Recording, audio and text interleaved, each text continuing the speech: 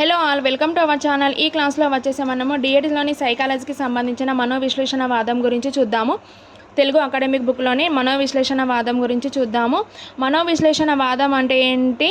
Psycho analysis అన్నమాట. దీని గురించి చూద్దాము. ఆస్ట్రియా దేశానికి చెందిన సిగ్మండ్ ఫ్రాయిడ్ ఈ వాదాన్ని 19వ శతాబ్దం మరియు 20వ శతాబ్ద ప్రారంభ కాలంలో ప్రారంభించారు. ఎవరు? ఆస్ట్రియా దేశానికి చెందిన సిగ్మండ్ ఫ్రాయిడ్. ఎవరు? సిగ్మండ్ ఫ్రాయిడ్ మనోవిశ్లేషణవాదాన్ని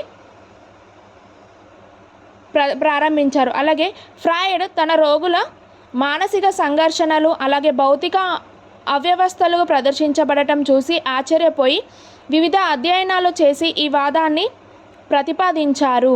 అలాగే మన ప్రవర్తనకు కారణం మన అచేతన మనసులో నాటుకుపోయిన బలమైన అంతర్గత శక్తులనే సిద్ధాంతం మనోవిశ్లేషణవాదానికి ఆధారం. ఏంటంటే మన ప్రవర్తన కారణం మన అచేతన మనసులో నాటుకుపోయిన బలమైన అంతర్గత శక్తులనే సిద్ధాంతం మనోవిశ్లేషణవాదానికి ఆధారం. అలాగే ఫ్రాయిడ్ ఇతర మనోవిశ్లేషణ శాస్త్రవాదుల ప్రకారం మనుషులు తమ బాల్యం నుంచి ఇతరులు లేదా సంఘం ఆమోదించలేనటువంటి కోరికలను అణిచిపెట్టుకుంటారు. అంటే చేతనత్వం నుంచి అచేతనత్వానికి నెట్టేస్తారన్నమాట. ఈ విధంగా అణిచివేయబడ్డ భావనలు మూర్తిమత్వ భంగాలు, స్వీయ విధ్వంస ప్రవర్తన, ఇతర శారీరక సమస్యలను కలుగజేస్తాయి. ఇలా అణిచివేయబడ్డ భావనలను వెలికి తీయడానికి ఫ్రాయిడ్ స్వప్న విశ్లేషణ, స్వేచ్ఛ సంసర్గ, సమ్మోహనం వంటి టెక్నిక్లను కనుక్కున్నాడు. ఏంటంటే dream analysis, free association, hypnosis వంటి టెక్నిక్లను కనుక్కున్నాడు. ఈ సిగ్మండ్ ఫ్రాయిడ్ ఏమేమి టెక్నిక్లు కనుక్కున్నాడు అని అంటే స్వప్న విశ్లేషణ, స్వేచ్ఛ సంసర్గం, సమ్మోహనం వంటి టెక్నిక్లను కనుక్కున్నాడు. స్వేచ్ఛ సంసర్గం అనేది క్లయింట్ హాయిగా విశ్రమించి తన మనసుకు తెలిసింది మాట్లాడుతుంటే వైద్యుడు క్లయింట్ అంతర్గత భావనలకు సంబంధించి సంకేతాలను సేకరిస్తాడు. అలాగే డ్రీమ్ అనాలిసిస్లో మన అచేతన మనసులోని కోరికలను, సంఘర్షణలను ప్రతిబింబించే కళలను విశ్లేషించడం జరుగుతుంది. ఈ స్వేచ్ఛ సంసర్గంలో ఏం చేస్తారు అని అంటే మనసుకు సంబంధించిన మాట్లాడుతుంటే వైద్యుడు క్లయింట్ అంతర్గత భావాలకు సంబంధించి సంకేతాలు, స్వేచ్ఛ సంసర్గం అంటే సంకేతాలను ఇస్తారు. డ్రీమ్ అనాలిసిస్ అని అంటే విశ్లేషించడం జరుగుతుంది. అంటే అచేతన అంటే మనసులోని ఉన్న కోరికలను, సంఘర్షణలను ప్రతిబింబించే కళలను విశ్లేషించడం జరుగుతుంది. ఈ టెక్నిక్ల ద్వారా క్లయింట్ అణిచివేసిన భావాలను కనుక్కొని క్లయింట్ను అర్థం చేసుకొని అతని సమస్యలకు పరిష్కారం కనుక్కునే విధంగా ప్రయత్నం చేస్తారు. అలాగే ఫ్రాయిడ్ మన మూర్తిమత్వ నిర్మాణానికి విశ్లేషించిన ఇడ్, ఈగో, సూపర్ ఈగో అనే 3 భావాలను ప్రతిపాదించాడు.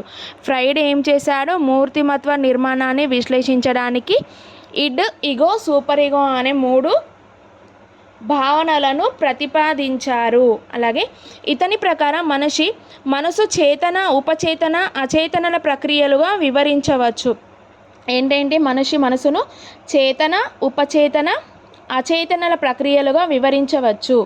అలాగే Alfred Adler, Carl Jung Freud శిష్యులుగా మొదలుపెట్టి కొంతకాలానికి వేరువేరు సాంప్రదాయాలను ప్రతిపాదించారు. వీరెవరు?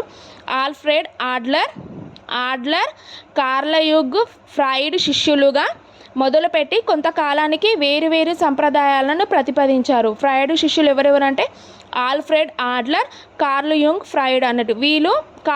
వీళ్ళిద్దరూ సిగ్మండ్ ఫ్రాయిడ్ శిష్యులుగా మొదలుపెట్టి తర్వాత వేరే వేరే సాంప్రదాయాలను ప్రతిపాదించారు. అలాగే ఎరిక్ ఫ్రామ్, సలివన్, ఎరిక్సన్ వంటి శాస్త్రవేత్తలు ఫ్రాయిడ్ సిద్ధాంతంలో మార్పులు చేసి మనిషి మూర్తిమత్వ నిర్మాణానికి సెక్స్ కారకంగా కాకుండా ఈగో, కర్తవ్యాలు, సాంఘిక అవసరాల వంటి ఇతర కారకాల పరంగా వివరించి మనోవిశ్లేషణవాదాన్ని ఇతర దిశలకు కూడా వర్తింపు చేశారు. ఏంటి ఎవరెవరు? ఎరిక్ ఫ్రాము, సలివన్, వీళ్ళిద్దరూ ఎరిక్సన్.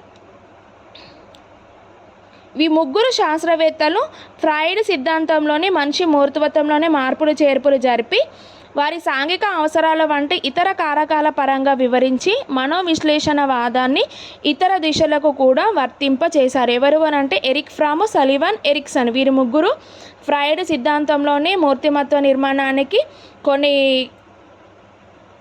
కొన్ని వసతులు అంటే ఇతర కారకాల పరంగా వివలేని చేంజ్లు చేసేసి మనోవిశ్లేషణవాదాన్ని ఇతర దశలకు కూడా వర్తింప చేసేలా చేశారన్నమాట. దీని విద్యా ప్రాముఖ్యత వచ్చేసి మనకు ఈ సాంప్రదాయం అభ్యాసనంలోని ముఖ్య పాత్ర వహించే అచేతన ప్రేరణ గురించి తెలిపింది. ఏంటిది? అచేతన ప్రేరణ గురించి తెలిపింది.